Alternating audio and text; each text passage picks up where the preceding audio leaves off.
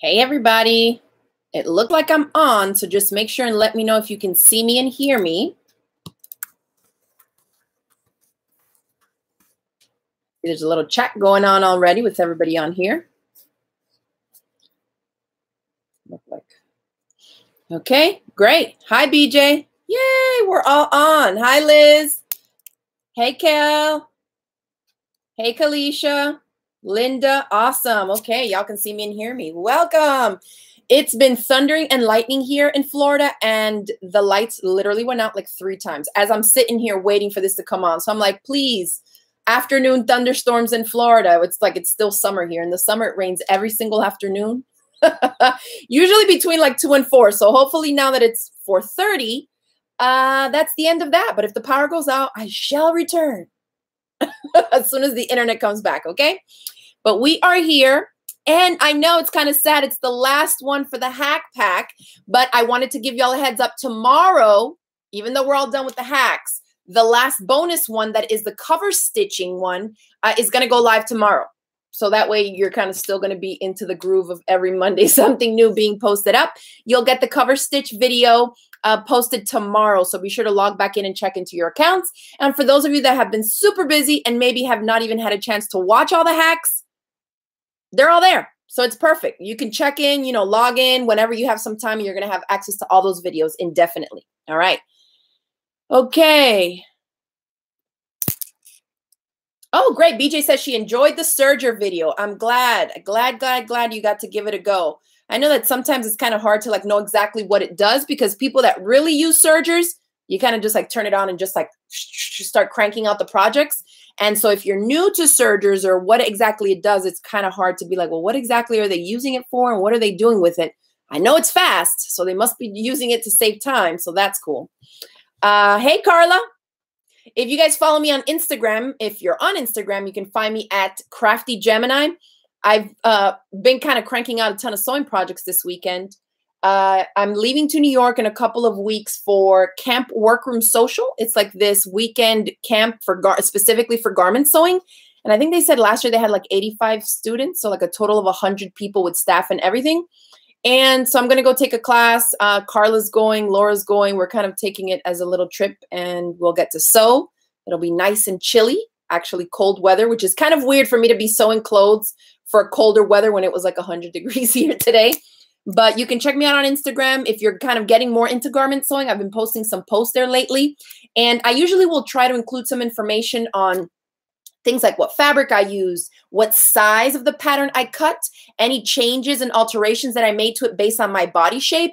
I know from the feedback that I'm getting from y'all, it's helpful for people to see the image on my body, like to see the garment on my body and see the way that it looks and the explanation of oh, that's why she's doing that for her shape or how you want it to fit. Because remember, when you're making your own clothes, I mean, you're in charge. There's some guidelines, not no really hard and fast rules, but there's guidelines that you can follow. And it's really about building your confidence so that you feel brave enough to just chop right into patterns, hack them up, and to cut right into your fabric and just try it out. All of this is really about experimenting, trying, and jumping right in because there's so many different factors between the type of sewing machine and what it likes to sew best. The thread, the needle, the type of fabric, the fiber content in the fabric, the design or silhouette of the pattern that you've chosen to make. There's so many different elements that are going to contribute into what the finished product looks like that there's really no way for you to be like, okay, I've read all the articles, I've read all the books, I've watched all the videos, and now I'm going to make it, and on my first try, it's going to be perfect. Unfortunately, it doesn't work that way. It's really, I mean, with sewing, especially garment sewing, because you're fitting a body, a unique body at that, with 2-dimensional fabrics, creating it, 3-dimensional shapes that curve and different things stick out from different places. I mean, and then you need it, accessible for movement for your limbs. The only way really to get better at it is to just keep doing it.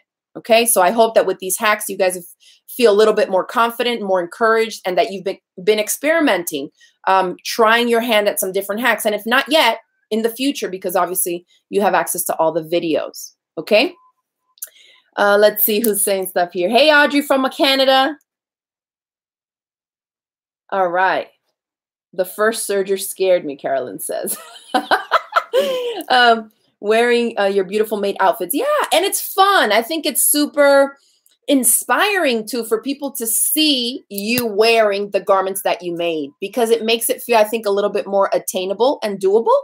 A lot of times, especially as we age, our bodies are nowhere near what they were, for the most part, what they were when we were younger. So I've heard from a lot of people, when I was a teenager, I used to make all my clothes. When I was younger, I used to make all my clothes. But now they're using the same skills that they thought they had from back then and try their hand at some new stuff. And they're just like, yeah, it doesn't fit.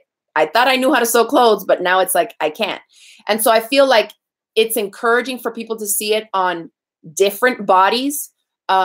And it makes it feel more, you know, like doable, like, well, wow, I have a similar shape to her and that looks really cute on her. Maybe I'll give it a go. And that's what I've been getting from posting the pictures of the garments and the little outfits that I put together. I am by no means a fashionista. Y'all know I live on a farm.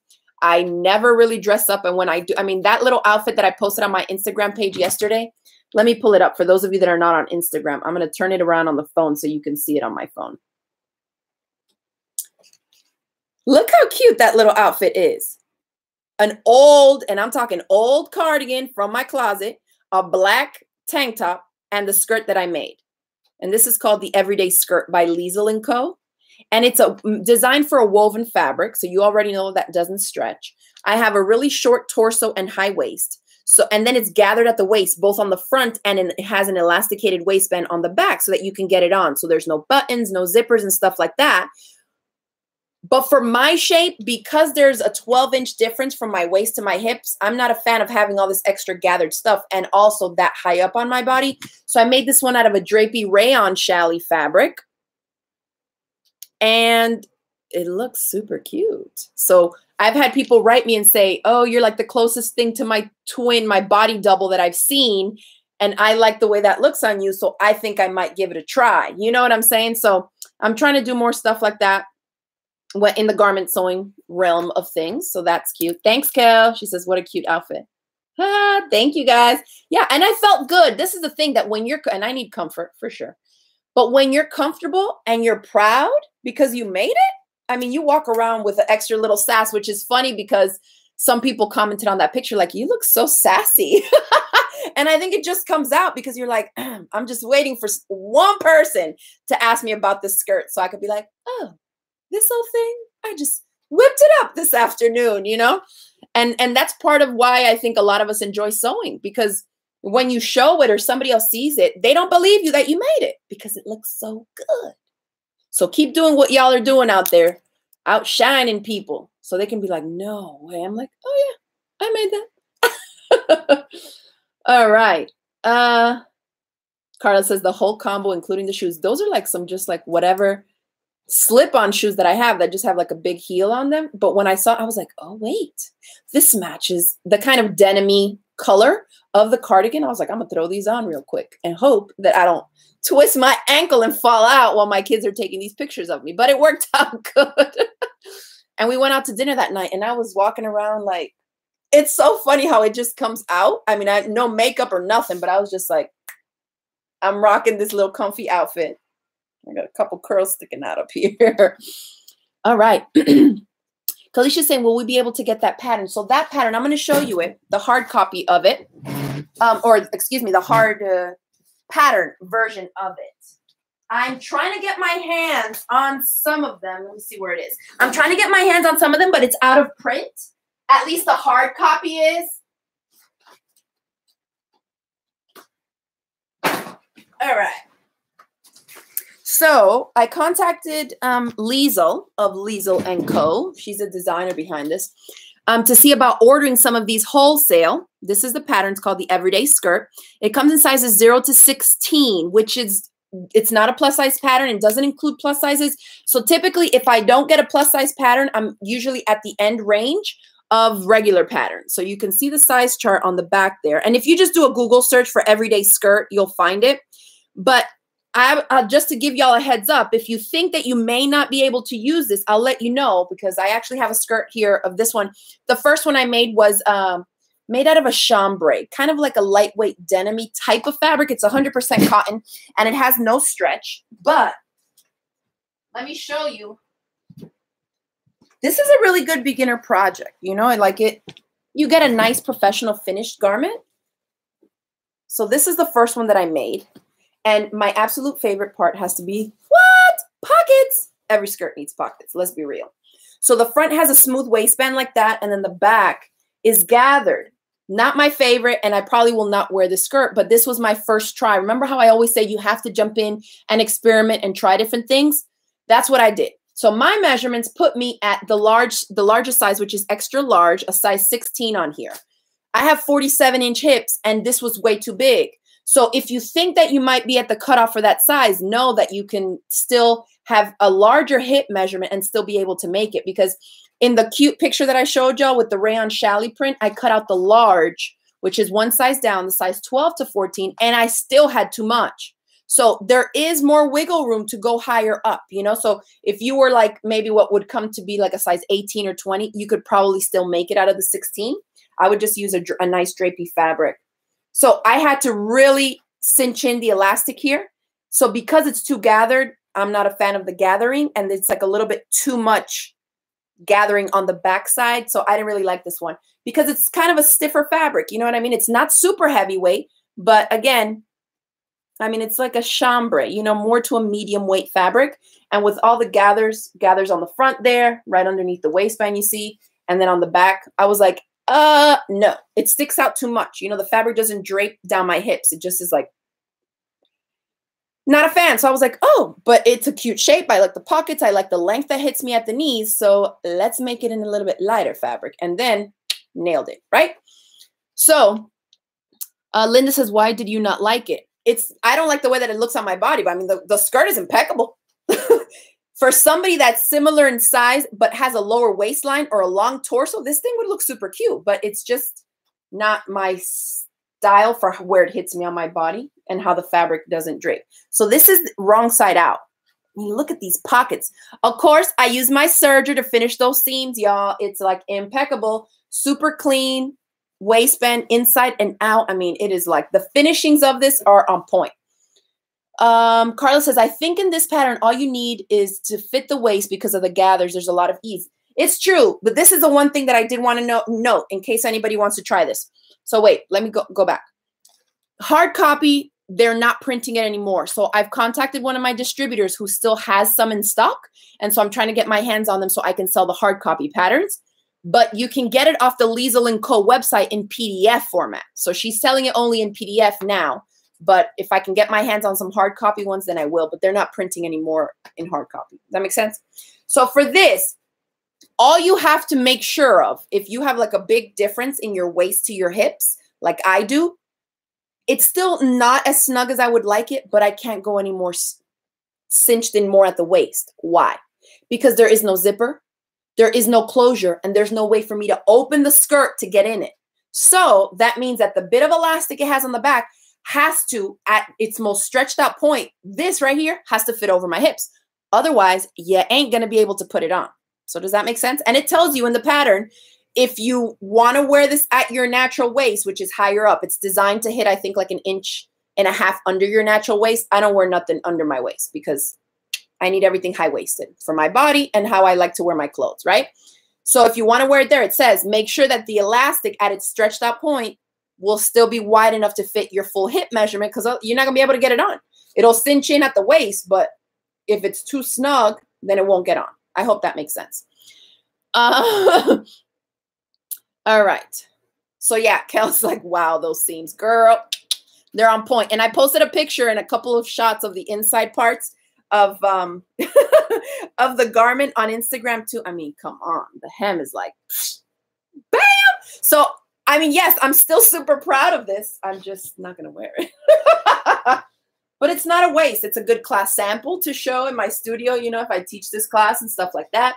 And it really, I like to see construction techniques, different types, how they put it in the different pockets. I mean, a lot of it is straightforward and easy, but the waistband was done really cool. And the way that she inserts the elastic on the back, instead of being one band of elastic, you actually create a case, 2 casings. So you see how there's a line of stitching going down the middle? So you use 1/2 inch elastic in each thing, and you do 2 rows of it, okay? So that was that. But now, back to the Westchester Dolman top. we got off on a crazy tangent there. But anyways, that's what that is. Anybody wondering, it's the Everyday Skirt by Liesl & Co. You can check out my Instagram posts. And I think still some of my little video clips or posts or pictures that I posted on Insta stories might still be up. But anyways, that was what I was working on. I'm working on like another sweater kind of pullover for New York because it's going to be cold next month when I head up there. Hey, Liz, tuning in from the UK. So the next thing I wanted to talk about was the tunic or dress length of the Westchester Dolman top, which was the last hack that went up last Monday.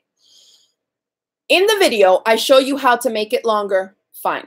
But in this live chat, I wanted to make sure that you know, for the Westchester Dolman top, because there's no fancy shaping at the hemline. And by fancy shaping, I mean, you know how there's some shirts that like hit lower on the front and then longer on the back, or they're like rounded on the front and then like a lower rounded hem on the back. Like that's what I'm talking about, shaping at the hemline.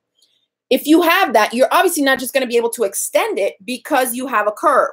So for the Westchester Dolman top, it works fine.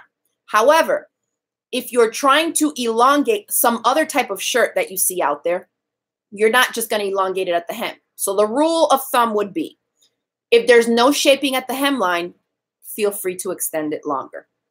Okay? Because you want to preserve whatever the hem is. So if there's nothing there, then whatever, cut it off, make it longer, and you can change the hemline if you want to yourself. That's always another option also to hack a pattern yet a more different way, right? But if you're trying to hack a shirt that has a curved hemline or a high-low hem or an asymmetrical hem or something, you're not just going to be able to extend it because there is some shaping at the hemline already designed into the pattern that you want to preserve. So what you would do in those cases is lengthen or shorten at specific areas of the pattern. So I have a sample here of a commercial sewing pattern, which typically has lengthened and shortened lines. And we'll talk a little bit about why you would use it or where, right? So this is a top that I'm making. This is whatever, some McCall's pattern. And you see here, this little kind of double line, it says lengthen or shorten here. So you're going to cut in between those two skinny lines. And that's where you're going to either overlap this bottom piece after it's cut off to the top part of this bodice piece, or you're going to spread them out by a certain amount and tape other paper behind it so that you lengthen it. But that's so that you're preserving the hemline that's at the bottom for whatever reason. On commercial patterns, they typically will have that even if there is no shaping on the bottom line to kind of help out beginners and let people know, okay, if you have a longer torso and you need to lengthen the length of the bodice part before it even gets to the waistline, because again, the waistline and hip line are typically marked on these types of patterns as well, then you know that that's where you want to cut it. But if you're working on either a self-drafted pattern or an indie pattern or something else that doesn't have the specific lengthen and shorten lines, simple rules to follow.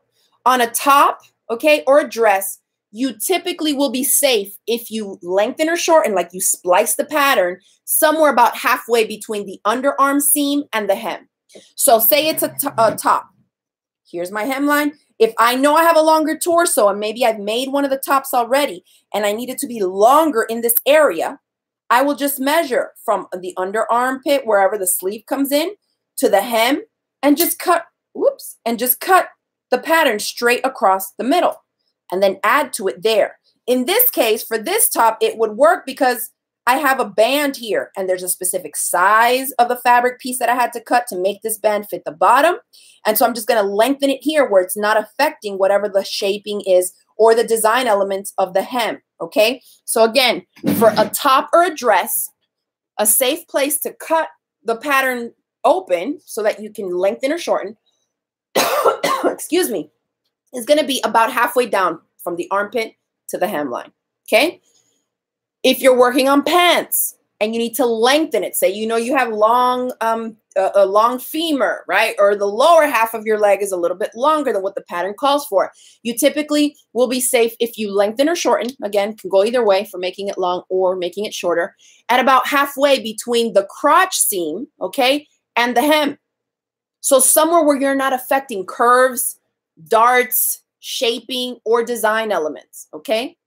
So it's not a super hard and fast rule because it also is going to depend on what the design elements of the project are. But if it's a pretty simple garment, That's where you can cut to separate it and still preserve any shaping at the hemline, design elements, and things like that. Okay? All right. Great. Let me make sure that I don't miss anything. Is there a limit to how much you can extend something? Tanya's asking. Do you mean like in length? Like if you can make it maxi length? I don't see why. I just definitely do not want you going out further at the hip than I talked about in that hack video for the dress or the tunic, wider than the hip line. And you can bring it straight down, especially if you have a stretchy fabric. I mean, if you're trying to make more like a tube kind of dress, maxi length, feel free to write it all the way down. Just measure the length that you want it to stop at, account for your hem allowance, and wing it. Because usually the widest part is going to be around that hip line. So as long as you're accounting for the side angles coming down at whatever the widest point is, then you should be good to go. All right. Amanda says, how do you calculate yardage needed to add long sleeves or to lengthen a dress? I'm a beginner. So it's going to depend on your size. So I actually got a DM, meaning a direct message on Instagram today from somebody who was asking me, now that I've been posting a couple things of garment sewing, and the girl was asking me, if I see a fabric that I love at the store for clothes, okay, how much do I get? For my size and for me, I like to get between 2 and 3 yards. If you're a size 0 and you're 4'11", you're not going to need 3 yards unless you want to make like 3 garments. So I'll tell you why I get 2 to 3 yards. 2 yards will be enough for me to do a top, some type of something on the top that, and still account for length that I like to hit me lower than my hip line, okay? Or even like a tunic length, something a little bit longer, maybe a short dress. 3 yards if I want to make it a dress or something more complex. So that's why I always cut between 2 and 3 yards, or I should say buy between 2 and 3 yards of a garment or apparel fabric that I really, really like. Everybody's going to have their own rule. You know, some people who come from the quilting world are going to be like, I only buy 1 yard. You're going to be making a lot of t-shirts if you only stock up on 1 yard, because the worst thing is when you're making a garment and you make an off cut, or you see another pattern that you want to try and you look and you're like, oh, I only have 3/4 of a yard left of scrap. Okay. Or like, oh, I really want to make this coat. And then you look and you're like, oh, I don't have enough. I should have bought more. And it might be something you've had in your stash for 3 years. You don't even remember where you bought it. You're not going to find it again. So that's my reasoning for that. Okay. Let's see. So to calculate the yardage needed to add for long sleeves, remember that in the Westchester Dolman top, at least. So if you're making a pattern that has set-in sleeves, meaning the sleeves are separate pieces, you can get away with a little bit less because the front bodice piece does not have to be cut at the same time as the sleeve. Okay. In the Westchester Dolman top, you do have to cut it all out. So it's cutting out on the fold with the full length. So you do need a good bit, right? Especially if you're making it longer. If you're making a dress and long sleeve, then you want to be pushing 2.5 yards. Okay. No matter what size, at maybe 3 if you're on the higher size chart or higher range of the size chart, just to make sure that you have enough, right? Because the sleeves, all this full length from the center middle to however long you're going to make it, you need to have that width times 2. Okay. Which typically ends up working out even for really tall and long people, because if you're working with a stretch knit fabric, remember, they're going to come in anywhere from 54 inches to 60 and even 60 plus inches in width. So from here, and let's measure me here right now so I can tell you, where's my measuring tape?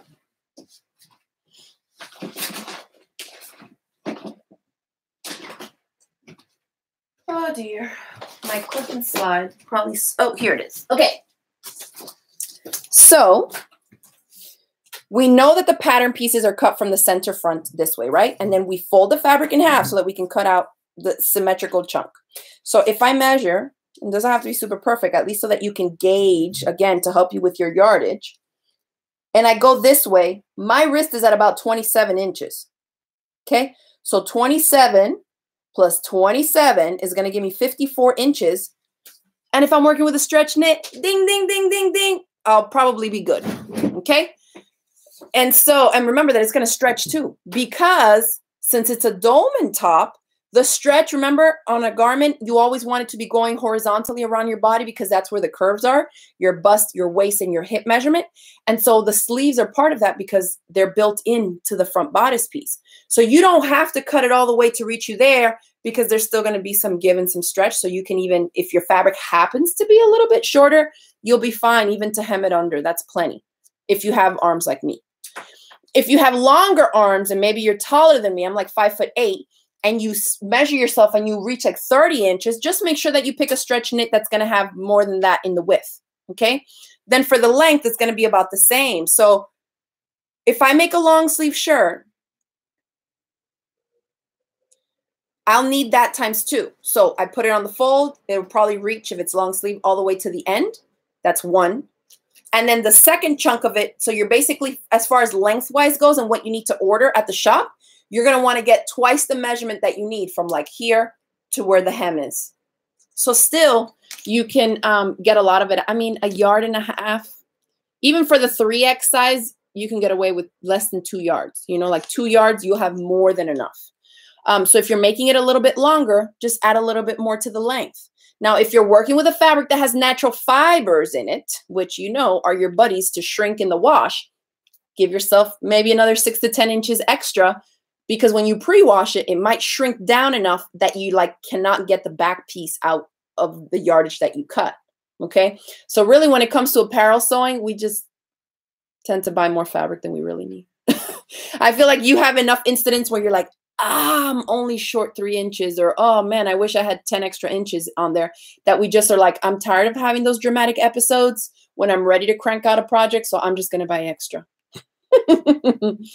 So Carla Lisa says, I usually do 2 yards unless it's a narrow fabric. Then I buy more. And by narrow, she means the width of the fabric. So comparing stretch knit fabrics to like quilting cottons, there's a big difference. So sometimes people that go from quilting and making crafts and they start making clothes and they're thinking, wow, the fabric is so much more expensive. Well, you're really getting more bang for your buck because you're getting more width than you are on just a fabric that's maybe 40 to 44 inches in width. Now you're getting maybe 62 or 64 inches in width. And remember that scraps of stretch knits are super handy because if you buy a fabric that you like, you can cut out sleeves in a different fabric for a different pattern and use a solid for something else. If say you have a print, you can do like this where you just have a solid fabric and use the print as the neck bands, sleeve bands. I mean, there's a lot of ways that you can use the scraps of stretch knits, including for making underwear, bras, kids' shorts, pajamas, whatever. So like, I feel like scraps, when you have scraps from stretch knits, I don't almost throw any of them away because for the neckband, you know, we only need 2 inches wide by 20 something inches. So it's a little strip like this. Save all of it because you can make neckbands pretty much out of all your scraps. All right. Let me go back here and make sure I don't miss any of these. So I hope that helps, Amanda, just to kind of give you an idea. And once you make a couple garments, you'll start to get a feel for it. Like, okay, I really like to make pants. Then let me make sure I get 2.5 yards every time. Or I'm really loving making just different casual shirts. And I know I can get a shirt out of a yard, you know, and then you buy a couple different prints that you want to use specifically for tops. And then that way you don't have to be buying 3 yards of everything unless you're trying to make 2 tops of the same fabric, which a lot of us don't do because, you know, then it'll look kind of crazy. People be thinking you're wearing the same shirt 2 days in a row, even though you're like, I actually have 2 of them. All right. Gabby says she buys 4 yards in case she makes a mistake. That's definitely on the conservative side, but you will never go short for sure. Let's see. Audrey says, when I see fabric I love on sale with no specific project in mind, I almost always buy 3 yards. You see? Okay. Let's see. That's right. And BJ says scraps make great inside pockets. This is true. I have saved a bunch of scraps from making like different little breezy rayon jersey tops. And they're like in bright teals and pinks and stuff. And I use them to line the pockets of my jogger pants. Not just because it's a pop of color when you reach into your pocket and you're like, oh, that makes me happy. I remember I made these, you know, but because it's super soft too, because if it's a soft knit that you're making a garment out of, especially like a lightweight, something like double brush poly or rayon jersey, something that just feels good to touch, that's the perfect kind of fabric to put inside pockets. So great tip there. All right. Let's see. Kel says, I have learned so much. When I got the hack course, I had no idea what I was getting into. I'll be happy when I finish my top. There's definitely a lot of content there, but feel free to go back and rewind it and keep watching some of the different hacks. So Elizabeth says, do you oil your air threading Juki serger? I have not. Are we supposed to? I should ask Tim. But I haven't. I haven't had any problems with it. My old Burnett serger, like a 32-year-old serger that I have that my mom got at a thrift store for like $5. I think I have oiled that one before because when I was doing research, it didn't have a foot pedal and I had to find the manual online and find a generic foot pedal. So like I had gotten into this whole rabbit hole of doing research on that model. And I mean, that was maybe 4 years ago, but I think I do remember oiling that one at a couple different points. The mechanical ones. This one, it does have a thing there that says, do not oil in these holes, which is the air threading holes. But I think there's only like a couple little spots. Now that I'm opening it up. I haven't oiled this one, I know for sure, but I know that on the older one, I have oiled like 3 little joints. It's kind of like where the upper looper and lower looper cross. You can kind of see the hinge part that it slides up and down these metal parts. And I think you just put like 1 drop there and 1 drop there. I would check with the user manual, but I haven't threaded that one. I haven't had any problems yet. Fingers crossed. Sue says the knit scraps were great for little girls' leggings. Absolutely, because remember, and I get this all the time when I teach a leggings making class. People make their leggings and they look at them, they're like, this is never going to fit me. And I'm like, the fabric has 100% stretch. You'll be all right. Put it on. So you can imagine when you make leggings for little kids, I mean, they look like, and they stretch. That's the beauty of working with stretch knits. There's a lot of wiggle room for mistakes and it's super safe to work with. Okay. The knit scraps work. Okay. How can I make the Westchester Dome and Top the right size for my daughter? Kate says. How old is your daughter? I mean, this one is designed for adults, so I'm hoping that your daughter's an adult. Because otherwise, I mean, you have to redraft the whole thing to make it in a smaller size than what we have on there. I have had some of my testers made it for their like teenage and tween age daughters. And one of them made it for her daughter. I think maybe she was like 11 or 12 and she made it in the smallest size and it fit her a little bit baggier, but the girl liked to wear her clothes a little bit looser. So it fit like the 13-year-old a little bit more snug. And so that's also going to be affected by how much stretch the fabric has. If you use a fabric that has less stretch, then it'll come out smaller than the smallest size. So that is one option of making it slightly smaller than the size small that's included in the pattern. Let's see. BJ says, yeah, you have to oil it also. When I purchased a 2000, it came with oil. Well, I have a little accessory bag for it. I'm sure there's something in there that needs to. But I haven't yet. Haven't had any problems so far. I should probably call Tim and see how often I should. I know that my Juki 2010, this guy here, is an oil guzzler. I oil that thing at least every month, I swear, because I use it a lot too, but still. But it's a semi-industrial, so you know the mechanical machines and that high speed tend to go through a lot. Oh, Kate says her daughter's in preschool. Yeah, the Westchester Dome and Top. So this is another thing, and this is why a lot of people complain about pattern companies because they're like, well, I need 2 sizes bigger than this. Why couldn't you guys just include all the sizes? It comes down to the pattern drafting. They cannot just keep increasing the size. Because just because you wear a size 20 doesn't mean that proportional to the size 4, they just need to keep going to get to a size 20. You know, you might be a size 20 but have narrow shoulders and a larger bust. So if they just keep incrementing the sizing based on the scale that they've done all the previous sizes to, it's just going to end up too big at the top. So you can't just keep adding to size. So this is something to know. There's shaping that's required. So that's why when you have plus size pattern companies, they grade specific to curvier bodies so that they can accommodate larger busts, maybe slope forward shoulder, you know, like they make different adjustments for different things. Maybe the hips tend to be wider than the upper body part for a specific size range. And they tend to go, you know, a little bit roomier in the hips in the pattern chart that they draft for or whatever. So it's a lot of experimenting, you know, unfortunately, unless you're going to be drafting all your patterns yourself from your own body measurements, it could be hit or miss. And so that's why I think it's important to do the research, read books, and read reviews. There's a website called patternreview.com, and it's been there for ages. And like every single pattern that has ever been printed, there's somebody that's done a review for it there.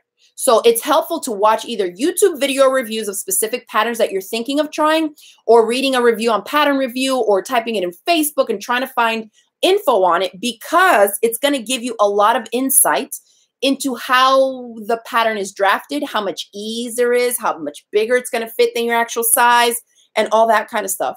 I will say when I went to make this one, I did a hashtag search on Instagram for everyday skirt. And there was like over 1,500 posts. And there was like one person that was like in my size range. So that already told me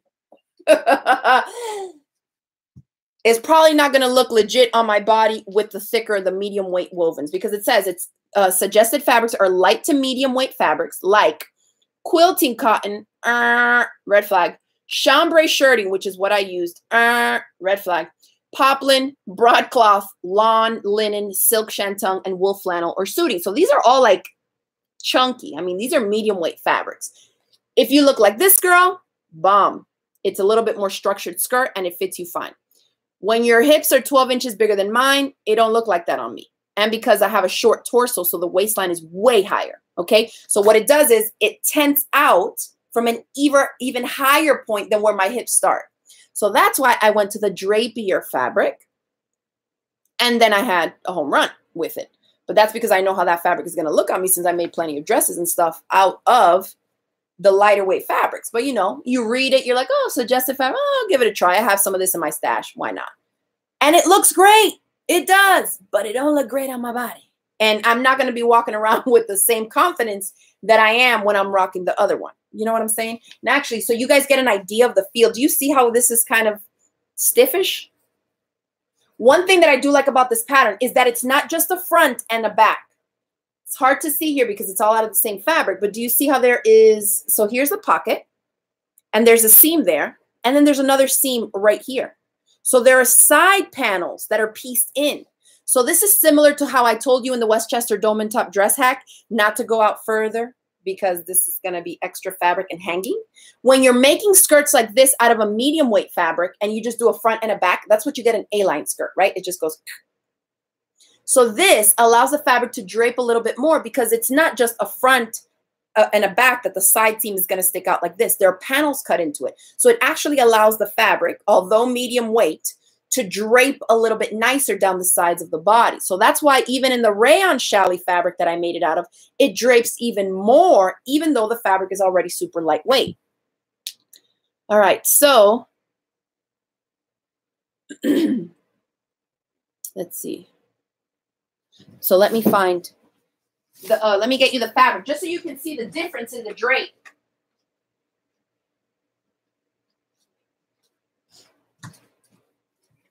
So this is a rayon challis fabric that I made that little cute skirt I showed y'all earlier. Do you see this? Ooh, a dream. A dream.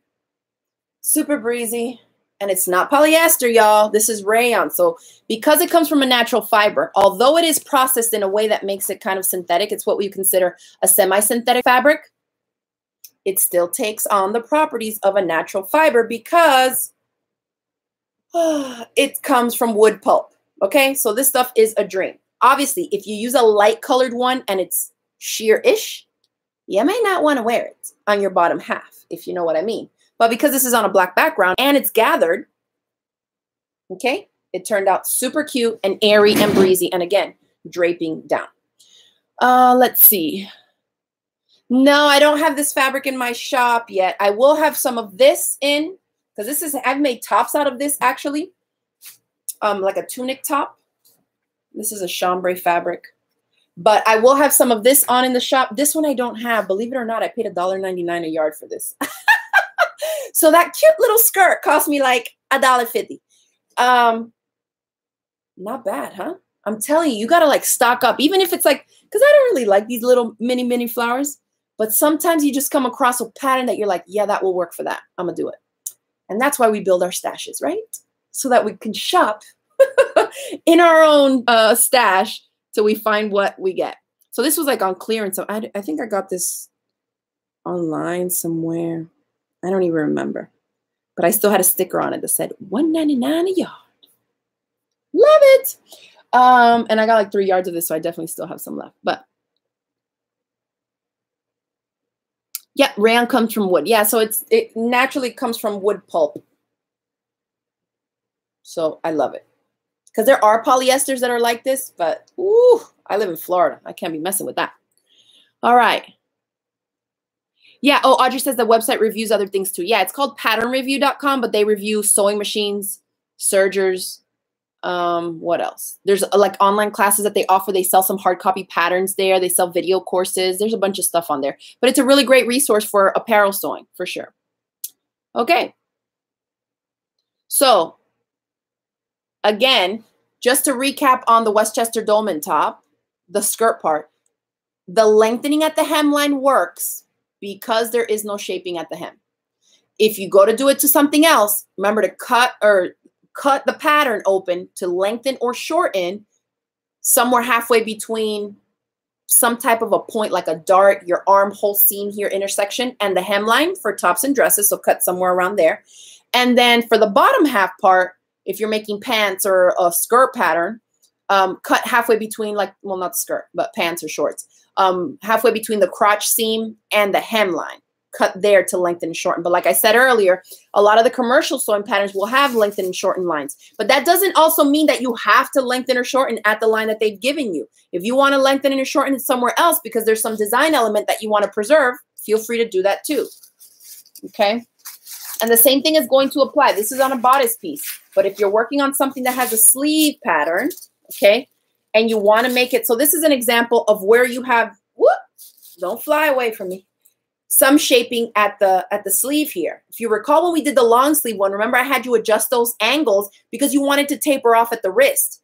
If I were just to add length to the sleeve at the bottom, this is going to be even wider, just like how I showed you guys on the sleeve part of lengthening the sleeve on the Westchester Dolman top. Instead, they've done it here. And if you notice, here is the curve part, so we don't want to mess with that. Here are some notches. We don't want to mess with that. And if you look at it, you can see that that line where they're telling us to lengthen and shorten is about halfway between the hemline and where you have some type of an element that you need to avoid cutting through. So you see how that works? So the same thing applies to the sleeves also. Okay, so I hope that helps.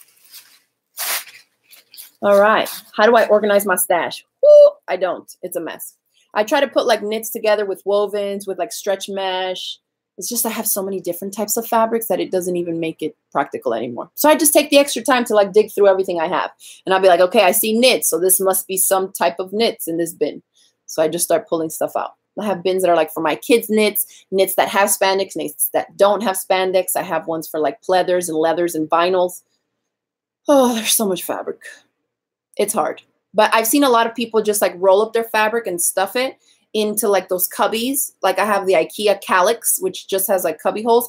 I have bins that are in them, but some people just put them in there like that so that they can visually see at least the color, the print that's there exposed. And by rolling them, similar to how, well, at least I grew up packing my suitcases like that because my mother worked for the airlines, is so that you can fit more stuff in by rolling the clothes. So the same idea applies to the fabric, that you roll, you fold, you know, to a longer strip, and you roll the fabric up into like a little burrito and stick it in there. And that way you're able to see already the print and the color before you yank it out to be used in a project. Laura says, can you machine embroider on lightweight knits? What kind of stabilizer? I have a solid lightweight knit that needs something. Thanks. So you got to be careful. I have embroidered on knits, and I would say like a t-shirt knit for kids. You're going to have to experiment with that because a lot of it is going to have to do with the design that you're stitching on it. If you're planning to do a little bitty design somewhere and you see that the stitches are like 47,302 stitches, that ain't going to work because that is way too dense of a design for a lightweight knit. So as long as it's something that's a lightweight design, also maybe one of those outlining type of embroidery designs, that may work a little bit better than something that's super dense and, you know, just stitches on top of stitches on top of stitches. That's not going to work because it's just too heavy for the fabric itself. When you wear it, if you're going to wear it, if it's a top that you're making or something like that, you typically want to go with a cutaway stabilizer. But I find that a lot of the run-of-the-mill cutaway stabilizers are like way too thick. So you may want to look at some of those knit stabilizers that are designed specifically for stretch knits, and they do come in different weights I've seen, so that may work better, but a lot of it is going to depend on the design and how heavy it is, but it can be done. I just wouldn't wing it on the first try on the finished garment. You know what I mean? So maybe cut a scrap piece of the fabric, play around with some designs, and when you find something you like, then say, okay, let me write down what thread I'm using, what stabilizer I used. Let me make this shirt, and then let me put it on it. Okay? Because otherwise you'll get a lot of puckering, and it's just not cute. Then the whole garment will be ruined.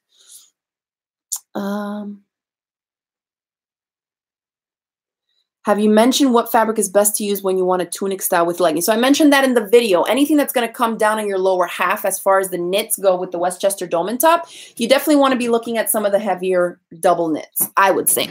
Unless you have a really not bumpy body, that is not going to matter to show every single lump and curve and everything. Like a lighter weight knit is going to show everything. I mean, you're going to see, you can probably even see the definition of like your bra strap and every little thing. So if it's coming down on this lower half and you don't want it to show every single little ripple in your skin, then you're probably going to want to go with something with a little bit more weight, like a double knit, which is really popular to use for dresses and skirts because, again, they're draping over your bottom half. So I cover that a little bit in the video, and I talk about a Liverpool, some double knit weight sweater knits and things like that. All right. Okay. Let's see. Can you suggest a good pattern for leggings? So I've had good results with the patterns for Pirates peg legs, they're called, and it's a free download, actually. It's a free PDF pattern, and they have two waistlines, a regular one and a high waist, and I like to make the high waist for sure. So check that out. You can look up patterns for Pirates peg legs online. Okay.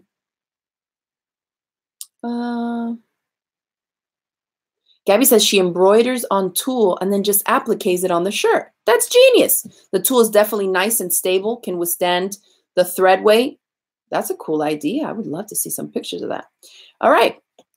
Oh, and Brenda says she uses fuse knit. That's that interfacing that I'm talking about, that you fuse it to the back of a knit for interfacing. They do it a lot for like baby onesies, you know, because the other side, you don't have the built up thread and stuff too. Or do you? Fuse knit. Is that the one that goes on the back or the front? I get them so confused. There's so many stabilizers. Seriously. Machine embroidery is a whole nother world. But there's one that you can fuse to the back and then embroider through it. And then it's like you cut a little piece of another one that fuses to the back to cover up all the built up bobbin thread so it doesn't scratch the skin for like little kids. Okay, so it's 5:17. We've been chatting for a good long bit here about apparel sewing. All right. Lynn says she loved all the hacks. Can you use these learnings for other patterns now? Absolutely. And so that was the idea, to take something that was simple enough that you felt like you were making baby steps and taking small bites out at different things, but that then, of course, can still be applied for other projects in the future. And that you can look at a pattern and say, okay, I'm going to get this, but I'm going to change it up real quick. I'm going to do this, that, and the other, you know, change it to a V-neck or whatever. Okay. Giveaway time. All right. Kel Jones. Here we go. We are spinning for Kel Jones. Let me hold it. Cal, you are the winner of the Curve Runner. Dun, dun, dun. Did we give one of these away last time? That's the curvy one that I used to measure the neckline. And for those of you that are not familiar with the Curve Runner, I am actually going to be posting a video, a free video to my YouTube channel this week on how else you can use the Curve Runner. So on this sweater, let me show you the sweater because I think it's a funky print.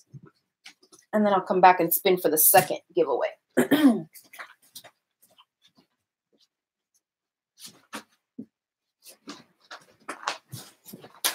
So this is a fabric I got at Mood in New York City a couple years ago. And it's just to say that I bought something, but let me tell you, whoo, expensive. I was like, oh, let me go down to the basement where all the knits are at. Yeah, this was like $15 a yard. I don't know what I was thinking because I would not really pay for that.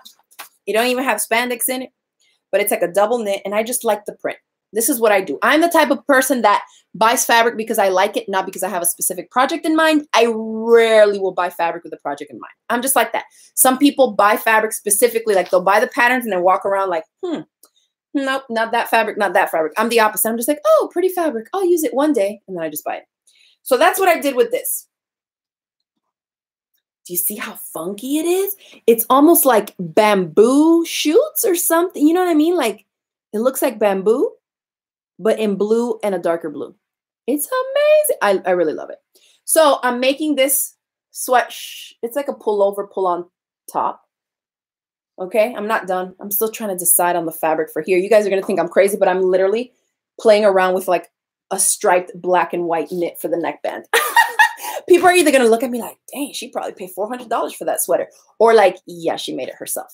So I'm cool. I'm cool with those two comments. So that's fine. But this is the pattern. It looks nothing like it. And this is why you kind of have to start making more garments to get out of the world of like, but it doesn't look like it looked on the pattern.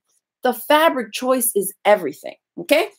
This is the little pattern I'm working with. McCall's, what is this? 7195.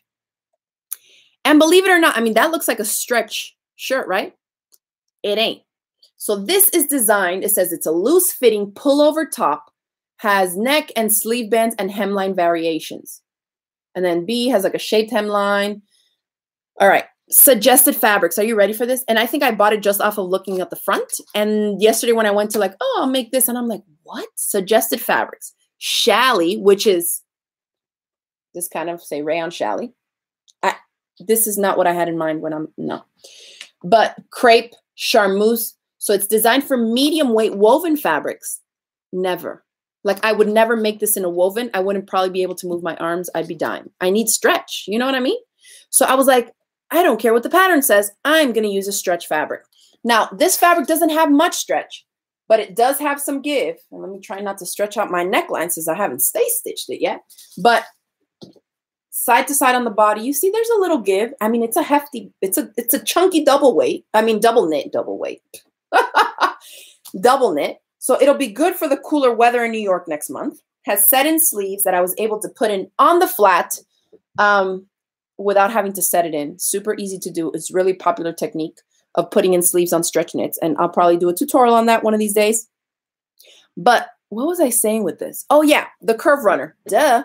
So the curve runner, because I had to set in these sleeves, or at least they're designed like that, right? The sleeve is a separate piece from the fabric. So you can see in this option in D down here, they made this out of whatever woven they suggested, and then they did the sleeves in different fabrics. So that's where you can also see that the sleeves are different pieces. Remember to always also look at the line drawings, the silhouette of the garments, and that is also going to show you what different parts are there. Okay, there's a front piece. I see darts at the bust. I see sleeves that can be various lengths, from a short one with band to finish it to longer ones with bands to finish it. Okay, A and B do not have a band at the bottom of the hem. C and D do. And so it's telling you for the contrasting bands is where they're requiring the stretch fabric of rib knit. I'm not a fan of rib knits. I don't own rib knits. I'm not trying to put that on there. Nah. So I'm going to do something else. I'm just going to pick a different stretch fabric that has a similar weight to this double knit and add a pop of color. Something funky that makes it look like, ooh, either that sweater's really expensive or, ooh, that girl's crazy. I can't believe she made that. So that's where I am at right now, playing with this to figure out the neckline. But it's a good hefty little sweatshirt, and with some little skinny jeggings, some cute little boots, some funky earrings. I mean, I could totally dress this up. And I need to make it look fly because I pay $15 a yard for this ridiculous fabric that don't even have spandex. But anyways, it's just a matter of experimenting, playing around with it. And I think mine looks a lot cuter than these personally. So that's just what I'm working on next, trying it out. Oh, and I'm still, guys, I'm like the most scatterbrained Gemini in the world. The curve runner. Here's what I did. And I always do this with patterns with the curve runner because I can never really trust these patterns, okay? The curve runner, remember, we used to measure the neckline. So because I'm going to invent my own thing and I never use the pattern pieces for neckbands that patterns give me, I'm going to do the same way and finish it the same way that I would do the neckline on a Westchester dolman top. You guys know how to do that. Measure the front, measure the back, add it together, add seam allowance, take 85% of that and cut your band, right? So you can cut a knit stretch band or a stretch neckband to attach to here. Perfect. I haven't decided on the sleeves. I might chop some off. I'm not too convinced that this is the length that I want them at, but, and I haven't decided if I want to put a sleeve band on it. So that's to be determined. But I use the curve runner to measure, okay? I put the top together, right? So typically you're going to do just like you do in the Westchester dolman top. The front and the back, they get sewn across the shoulder seams. Once I have it sewn across the shoulder seams, I now have this part, the arm's eye of the front and the arm's eye of the back piece. this sucker gets sewn like this. Say I sewed them up at the shoulder seam, okay? So the sleeve needs to go in here. I use my curve runner to measure the curve of where the sleeve needs to be set in at the seam allowance, the same way that I taught you how to do it on the neckband. You don't want to measure along the cut edge. You're not going to get an accurate measurement, okay? And I compare that to the part of the sleeve that needs to be set in there, which is this. Again, at the seam line, okay? And compare it. On this pattern, there was only a 1-inch difference. So what does that tell me when it comes to me fighting with the fabric at the sewing machine? I can ease in 1 inch, no problem, even on a woven. Across this whole thing, easy. And because this fabric stretches a little, I knew I wasn't going to have no problems. So I compare the two curves, concave to convex, or however these two pieces need to come together, measure them at the seam line, minus the seam allowances on the side seams as well, okay? So you get an accurate measurement of where those two pieces are going to come together and be sewn. If there's more than 3-inch difference, sewer beware, okay? Something is wrong there unless the pattern calls for a pleated or puckered sleeve. Sometimes you'll have these little cute cap sleeves on vintage shirts that are like raised up here and they're like a bunch of puckers. That's supposed to be like that because it's way more ease than can fit in there smoothly. So unless the design of the garment is like that, you'll want to be very careful and you'll have to make some sleeve adjustments because you're going to have a heck of a time trying to fit 3 inches of ease into the arm's eye of a sleeve cap, okay? So that's another way, and I'm actually working on the video to show you how to use the curve runner to do that because it's not just for necklines, very handy to measure set-in sleeves to the arm's eye so you can see what you're working with before you head over and start trying to pin or sew and stretch and fight with your fabric, okay? So if any of you don't have a curve runner, we sell them in our online shop, and it's just craftygemini.com/shop. Or you can just do a Google search and type in Crafty Gemini curve runner and it'll pop right up for you. Okay. So that's another tip for that. Let's see. The darts tutorial on that. Yeah, I'm going to be working on some more garment sewing stuff. I'm also working on a new club that's going to feature projects that are kind of for both men and women, gift projects, bags, stuff like that. So I'm trying to balance everything out, but doing some more apparel sewing because I see that people are really enjoying the content that I'm producing in that world, okay? Lynn says, so you're using a stretch knit for the neckband on a woven shirt fabric. So this is not a woven shirt fabric. This is a knit. It's a double knit because there's stretch to it. It doesn't have spandex, but it's still a knit, okay? So I changed it completely. And so what does that mean for as far as the pattern sizing goes?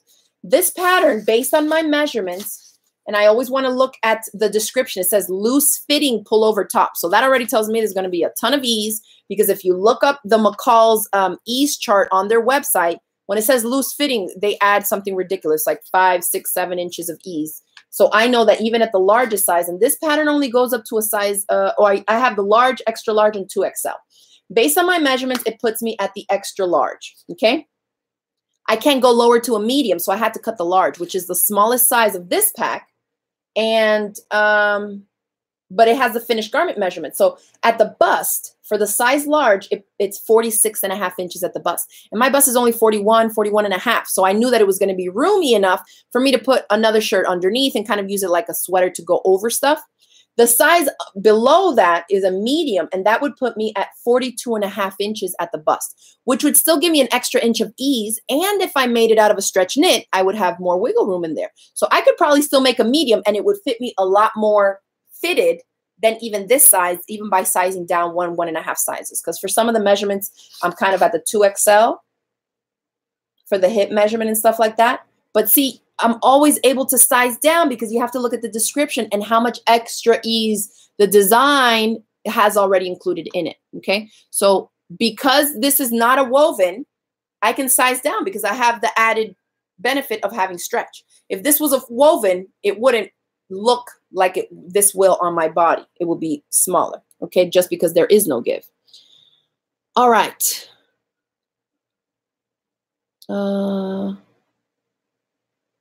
Okay, next one.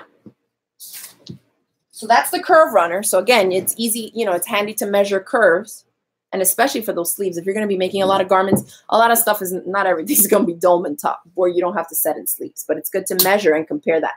Okay, here we go. Oh, let me pick the person first. Scroll. Lynn Woodward. Here we go.